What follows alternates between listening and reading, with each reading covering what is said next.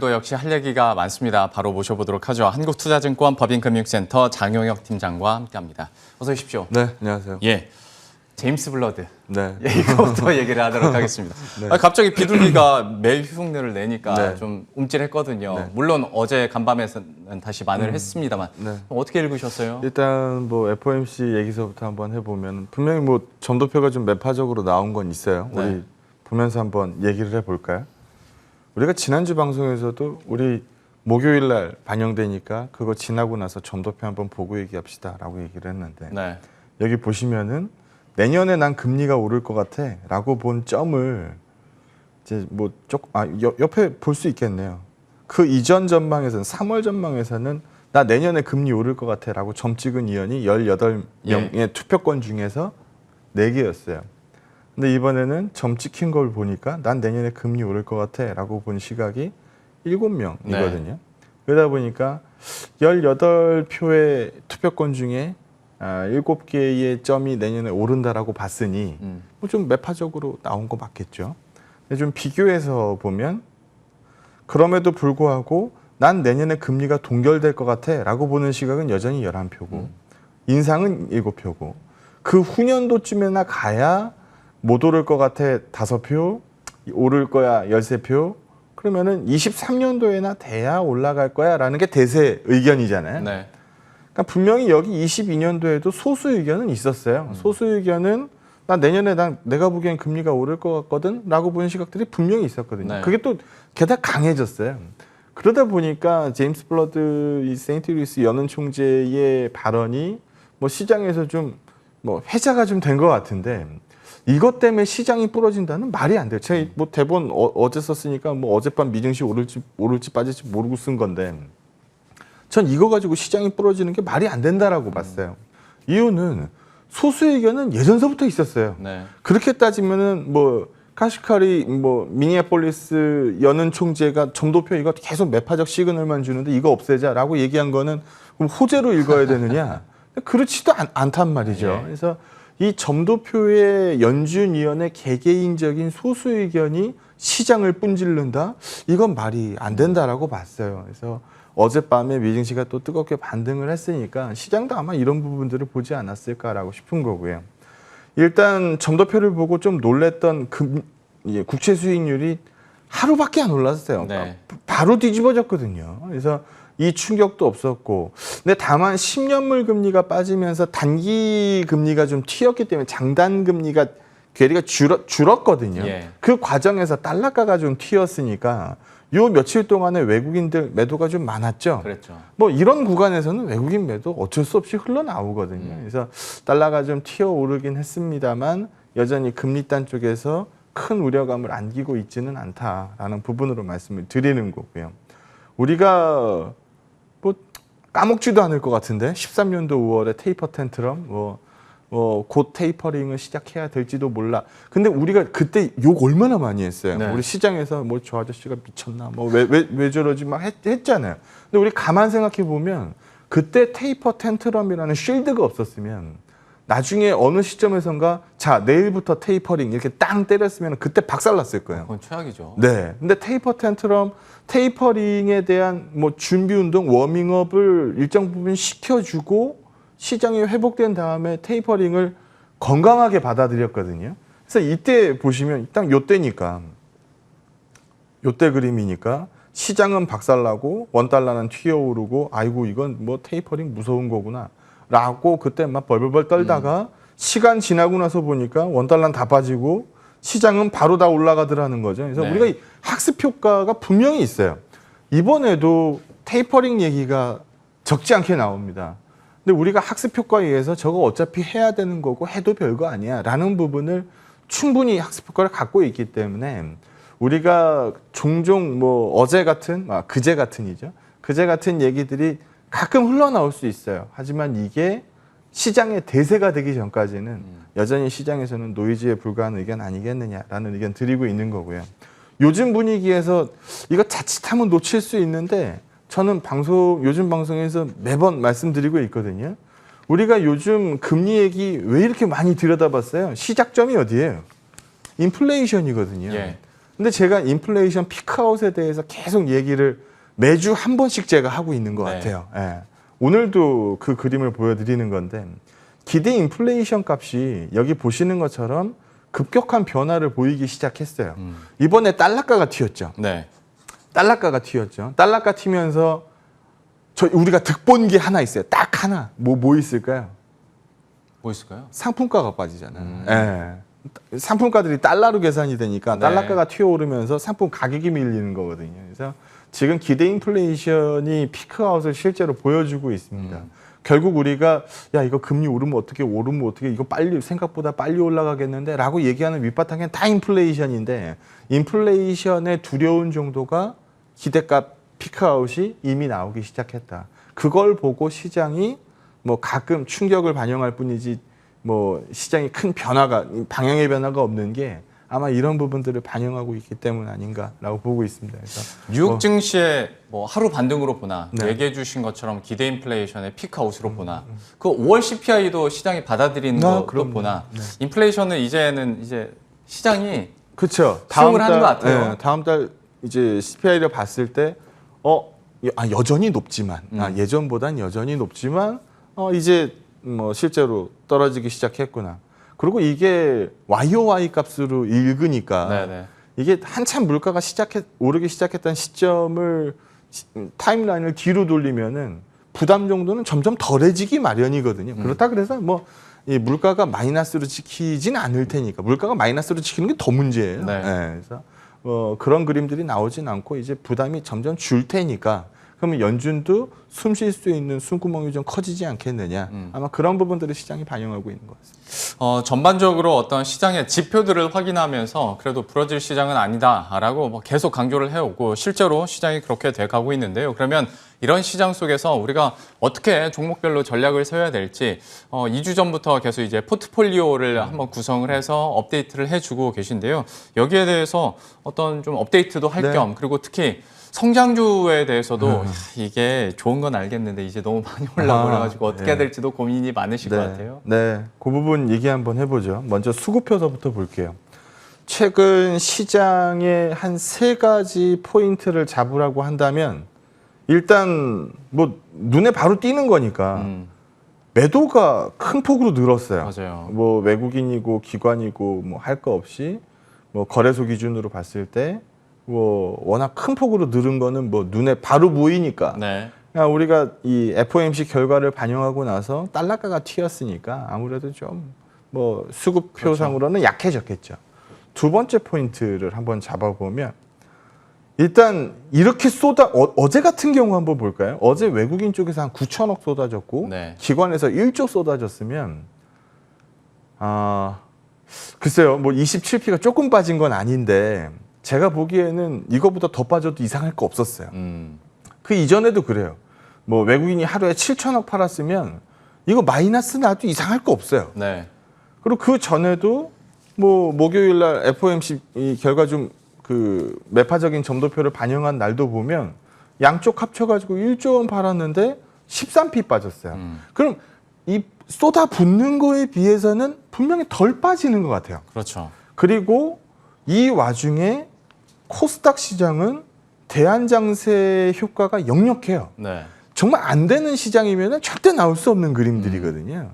그리고 세 번째가 뭐 좀 이따가도 또 뭐 보여드리겠습니다만 성장주가 여전히 시뻘겋게 살아있다는 점. 네. 그래서 이런 부분들을 놓고 보면 그럼 과연 이게 부러지는 시장이냐라는 부분으로 한번 얘기를 해볼 수 있을 것 같아요. 제가 방송을 오래 하면서 이제 예를 드는 게 있는데 야구 경기를 예를 들면 네.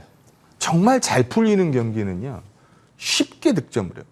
그렇죠. 그러니까 뭐 득점을 쉽게 하고 실점은 굉장히 좀 철저하게 막아내는 그렇죠. 거죠. 네. 반대로 안 되는 경기들 보면 득점은 진짜 죽을뚱살뚱하고 실점은 진짜 어이없는 실책으로 막 3점씩 내주고 막 그렇게 돼버리는 경기. 예. 보다 보면 맥 빠지잖아요. 네. 근데 우리 시장 같은 경우 한번 보게 되면 올라갈 때 잘 올라가고 뭐 중간에 뭐 마디목 한번 끊어질 때 있기는 있었습니다만 올라가는 탄성은 매우 좋았고 떨어지는 탄성은 좀 작아요. 먹는 게임은 좀 세게 했고 잃는 게임은 종종 돌아오긴 했지만 뭐 그 충격이 그렇게 크지는 않았던 것 같아요. 네. 그래서 아직까지는 분위기상으로 뭐 꺾인 시장 같아 보이지는 않는다. 게다가 네이버 카카오면은 사실 우리나라 이 성장주 중에서 사실 탑 아닙니까? 탑. 네. 네. 탑이에요. 네. 사실 카카오가 네이버가 코스피 전체 영업이익에서 벌어들이는 퍼센테이지가 얼마나 되겠어요. 네. 근데 쟤네가 차지하고 있는 시총 비중을 보면 알잖아요. 네. 그러니까 대표 성장주라는 거죠. 이 대표 성장주가 막 시름시름 앓다가 막 하루에 막 뭐 3, 4%씩 뚝뚝 분질러져 나가면 그때는 안 되는 시장이라고 표현할 수 있죠. 근데 지금은 그런 그림이 전혀 없어요. 그러니까 카카오 무서워하시는 분들, 카카오가 너무 탄성이 세게 올라가니까 그럼 네이버라도 해봐요라고 네이버를 제안을 했었던 거잖아요. 네. 근데 그거라도 했으면 낫죠. 근데 이제 이제 저것도 그때 살 걸. 근데 한번 보게 되면 얼마 안 돼요. 올라온 게 뭐 몇 개 안 되거든요. 그래서 이 정도면은 이 괴리가 더 벌어져 있는 상태이기 때문에 네. 카카오가 부러지지 않는, 물론 카카오를 들고 있는 게 제일 좋은 선택이겠지만 그게 지금 진짜 손가락이 얼어서 못 나가겠다 싶을 정도면 네이버를 사는 것도 나쁘지 않은 선택이다라는 점에 대해서 다시 한번 말씀드리고 싶고요. 그래서 지난주에 그럼 뭐 네이버도 어렵고 카카오도 어렵고 그럼 SDI라도 사봐요라고 이제 지난주에 우리가 제안을 했었죠. 네. 신규 편입주로 저희가 지난주에 SDI를 드렸는데 일단 만만하게 떨어졌잖아요. 우리가 여기서 기술적으로 뭐 기술적 지표가 모든 걸 다 설명하진 않지만 이거 뭐 예를 들어 선 하나 거봐요라고 하면 선 어디다 그실래요? 뭐 다 이렇게 걷을 거 아니에요. 네. 요 자리 지켜주면 되겠다. 여기 뭐 최장기 이평선도 지나가고 있겠다. 요 자리에서는 반등 비슷하게 한번 나오지 않을까?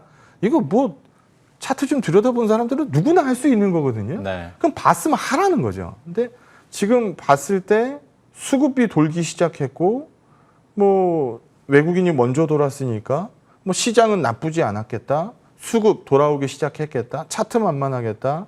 그리고 뭐 자동차 전지 부분에서 흑자 전환 기대감 나오고 있겠다. 뭐 못 만질 이유가 아예 없는 거죠. 그래서 한번 만져보자라고 얘기를 한 거죠. 그래서 뭐 2차 전지도 사실 대표 성장주 중에 하나잖아요. 그렇죠, 네. 네. 이렇게 성장주가 살아있으면 안 될 거 없다. 그리고 좀 지난 얘기긴 합니다만 저희가 포트폴리오 제안 넣었을 때가 6월 8일이에요. 근데 제가 에이스테크를 넣으면서 사실 전날 7.4% 부러진 종목을 포트폴리오에다 갖다 껴 넣는 게 말처럼 쉽진 않아요. 더 빠질까 봐. 네. 근데 이때 빠지는 이유가 너무 명확했잖아요. CB 전환 예정 물량들이 나오고 있었기 때문에 이게 마지막 기회라는 거거든요. 그래서 이거 뭐 쏟아진 건 쏟아진 거고 일단 받아봅시다. 수급이 언젠가 돌겠죠. 라고 얘기하고 받은 건데 여기 보시는 것처럼 최근에 수급이 돌기 시작합니다. 근데 네. 주가 주가 레벨은 그때하고 이미 다르죠. 그래서 이제야 사실 올해 들어서 가장 부진했던 업종이 5G였어요. 그렇죠. 여기서 이제 머리를 들기 시작하는데 요거 올랐다고 못 산다? 그것도 말이 안 된다라는 거죠. 그래서 이런 부분들을 그냥 조금만 주식 거래를 하루 이틀 내에 끝낼 게 아니라고 한다면 네. 조금만 호흡을 길게 잡아도 괜찮을 것 같다라는 부분을 말씀드리는 거고. 잠깐 여기서 첨언을 하자면 팀장님 기억하실지 모르겠지만 그러니까 에이스테크 소개해 주시고 나서 그 다음 주 그러니까 지난주에 네. 저희 뭐 카메라 받기 전에 에이스테크 더 갔어야 되는데 약간 아쉬워하셨었거든요. 근데 이후로 진짜 반응을 해가지고 급등을 해버리는데 어떤 그러면 5G 전체적인 긍정적인 흐름이라고 읽어도 되는 겁니까? 안 그러면- 전체적으로 그렇게 읽을 수 있죠. 왜냐하면은 화웨이가 찌그러진 상황이 뭐 계속되고 있는 상황이어서 네. 사실 화웨이가 찌그러지면 5G 장비 넘버원이 화웨이잖아요. 그럼 화웨이가 압박받으면 받을수록 누군가는 반사이익이 나오기 마련이거든요. 예. 그 반사이익을 누가 받는지도 우리가 다 알아요. 뭐 에릭슨이 받고 뭐 노키아가 받고 뭐 삼성전자가 받고 뭐 이렇죠. 근데 에릭슨에도 그렇고 뭐 삼성전자에도 그렇고 이제 부품을 대고 있는 벤더들을 계산하면 되잖아요. 네. 예. 그럼 바로 에이스테크 나올 거고 뭐 노키아 쪽으로 계산한다라고 하면은 뭐 RF, HIC 뭐 이런 거 고를 뭐 KMW 이런 거 고를 수 있을 거고 뭐 KMW, 노키아 요즘 뭐 노키아보다는 에릭슨이 낫지 않아요? 라고 하면 뭐 에이스테크 사면 되는 거고 예. 에이스테크하고 또 세트가 또 서진 시스템이고 이렇게 또 5G 리포트 몇 개만 읽어보면 바로 나오는 얘기들이거든요. 표로 다 정리가 잘 돼 있죠. 네네네. 예. 그래서 이런 부분들이 지연됐었던 투자가 재개된다라는 점과 뭐 반사이익, 화해 반사이익이 이제 본격화된다라는 점 이런 부분들을 읽으면은 뭐 나쁘지 않은 시점이라고 보여져요. 예. 그리고 오늘 이제 힘줘서 얘기하고 싶은 거는 사실 자동차 얘기인데 한번 가만히 생각해 보세요. 좀 전에 유창희 대표님이 7만 전자 얘기하더만. 네. 네. 삼성전자 탄성이 전혀 없어요. 네. 지수 레벨은 신고가예요. 하이닉스 탄성 전혀 없어요. 시가총액 원투가 낮아빠져 있는 상황에서 지수는 신고가 레벨을 띄고 있어요. 그럼 분명히 그 자리를 대신하고 있는 애가 있어요. 요즘 제일 뜨거웠었던 게 뭐 시총 순서까지 바꿔가면서 뛰었던 게 카카오였고 뭐 그 다음으로 얘 좀 뭐 시총 상위 중에서 핫했어라고 얘기할 수 있는 건 뭐 있을까요? 자동차였거든요. 네. 자동차가 상당 부분 만들어준 시세가 있어요. 근데 우리가 지금 6월이잖아요. 그러면은 우리 손가락으로 계산할 수 있으니까 1분기 1, 2, 3월, 2분기 4, 5, 6월. 그러면 우리가 실적 쳐다보는 건 좀 큰 회사들은 끝나자마자 바로 나오니까 네. 7월이면은 2분기 실적 대략적으로 가이드 잡히겠구만. 네. 근데 친절한 자동차 업종은 매월 판매 데이터를 줘요. 예. 이거는 다른 업종들 IT나 이런 애들은 한 분기를 기다려야 실적이 어떻게 나왔을까라고 하는데 자동차는 국내 뭐 4월 판매량, 해외 4월 판매량, 뭐 MOM 얼마, YOY 얼마 이 너무나 친절한 업종이라는 거죠. 네. 실적이 대충 눈으로 보여요. 그러면 이게 2분기 실적을 뚜껑을 안 열어봐도 대충 안다라는 거거든요. 그래서 이게 뭐 지난달에도 그랬고 이번 달에도 그랬고 기관 투자자들, 외국인 투자자들의 수급이 대표적으로 좋은 업종 중에 하나가 자동차거든요. 그래서 이 자동차 얘기를 한번 해보도록 하겠습니다. 일단 첫 번째 포인트, 재고가 없어요. 재고가 없는 이유는 두 가지가 있겠죠. 생산보다 수요가 무지하게 높거나 아니면은 공급이 무지하게 딸리거나 네. 뭐 둘 중에 하나 아니겠습니까? 근데 두 가지 다 맞아 들어가고 있는 상황이에요. 왜냐하면 락다운이 해제되면서 요즘 자동차 수요가 매우 좋죠. 뭐 GM 주가, 뭐 포드 주가 이런 거 보면 알잖아요. 근데 뭐 수요는 굉장히 좋아요. 공급은 딸려요. 뭐 때문에 뭐 얘기들은 대표적인 거 있을 거 아니에요. 차량용 반도체 때문에 뭐 나 K8을 신청을 넣어놨는데 이거 뭐 요 옵션 빼면 지금 빼줄게 뭐 이런 얘기 하고 있더라. 이거 뭐 때문에 그런 거예요? 차량용 반도체가 딸려서 그런 거거든요. 그래서 그러다 보니까 생산이 떨어지면서 재고가 빠른 속도로 줄고 있어요. 그럼 재고가 줄고 있으면 다음으로 나오는 시그널은 뭐가 나올까요? 까서 팔아요, 안 팔아요? 안 팔죠. 재고가 딸려서 사겠다는 사람들이 넘쳐나는데 뭐하러 까서 팔겠습니까? 네. 그러다 보니까 판매 인센티브, 그러니까 뭐 현금 할인 얼마, 막 이렇게 해서 주는 거 있잖아요. 예. 이런 것들이 급감을 찍어요. 여기 보시는 것처럼 앞에 그림은 지금 미국의 산업 평균 인센티브를 보여드리는 거고, 그러니까 현기차뿐만이 아니라는 거죠. 네. 현대기아차의 지금 인센티브 추이도 옆 페이지에서 보여드리는 건데 뭐 방향이 정확히 일치한다라는 거죠. 그럼 이렇게 하면 뭐가 좋아져요? 마진이 좋아져요. 인센티브가 떨어졌으니까. 그래서 이 그림에 더해서 하나 더 보면 단가도 올라가요. 이건 앞에 건 ASP거든요. 그러니까 평균 판매 단가는 기아차가 완전 레벨이 높아졌죠. 현대차도 마찬가지인 상황인 거고요. ASP 대비해서 인센티브의 비중을 옆에도 보여드렸는데 이제는 10도 안 돼요. 밑으로 많이 떨어져 있는 상황이에요. 네. 그래서 당연히 이러면 마진이 좋아지죠. 그리고 또 하나 좋은 그림 하나가 여기 보시는 것처럼 이게 무슨 차트 같아요? 무슨 차트인지 모르지만 되게 좋아 보인다. 뭐 이렇게 네. 생각할 수 있잖아요. 이거 중고차 지수예요.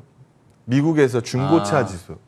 중고차 지수가 이렇게 튀어오르는 거는 뭐 앞에서 봤었던 거죠. 수요가 뛰어오르고 뭐 재고가 뭐 빠지고 거기에 더해서 예전에는 3년 리스 타다가 리스 끝나면 우리가 제일 먼저 하는 행동 뭐예요? 반납. 네, 그렇죠. 네, 반납. 그 반납된 거 어디 풀릴까요? 중고차. 지금 리스 반납이 안 풀려요. 왜냐하면 내가 새 차를 받으려면은 시간이 걸리다 보니까 리스에 묶여 있는 상황이 이제 계속 이제 연장이 돼 버리는 거죠. 그러다 보니까 중고차 공급이 줄어요. 중고차 공급도 줄다 보니까 중고차 가격이 뛰죠. 예. 모든 박자가 다 맞아 들어갔어요. 그래서 이런 그림 하에서 또 더해서 나오는 게 우리가 뭐 자동차를 현찰로 살 수도 있지만 뭐 넉넉하지 않으신 분들은 다 파이낸스를 그렇죠. 이용을 네. 하죠. 그 파이낸스 사업 다 누가 해요? 자동차 회사가 해요. 이 파이낸스 사업의 마진율이 여기 보시는 것처럼 급격하게 좋아지고 있어요. 이것도 플러스 알파 수익이거든요. 그럼 이런 퍼즐들을 다 맞췄을 때 이제 이해가 되는 거죠. 아, 왜 지난달에도 지지난달에도 왜 올해 들어서 그렇게 기관들이 자동차를 사재꼈는지 알 것 같다. 그럼 이제 이런 그림들을 다 보고 있으면 이제 적어도 2분기 실적 나올 때까지는 한번 해보자라고 생각해 볼 수 있다라는 거거든요. 예. 그래서 우리 뭐 현대기아차 뭐 이런 것들 포트에 들어가 있으니까 뭐 자신 있게 뭐 딱 보이는 몇 종목들만 구성을 해도 시장 쫓아가는 데는 큰 무리 없지 않을까라고 판단합니다. 포트폴리오 업데이트와 함께 무려 8분 동안 자동차 부문에 대해서 강조를 해주셨거든요. 수급도 뒷받침되는 만큼 앞으로의 흐름들 지켜보도록 하겠고요. 오늘도 한마디는 패스하도록 하겠습니다. 한국투자증권 법인금융센터 장영혁 팀장과 함께했습니다. 오늘 말씀 고맙습니다. 네, 고맙습니다.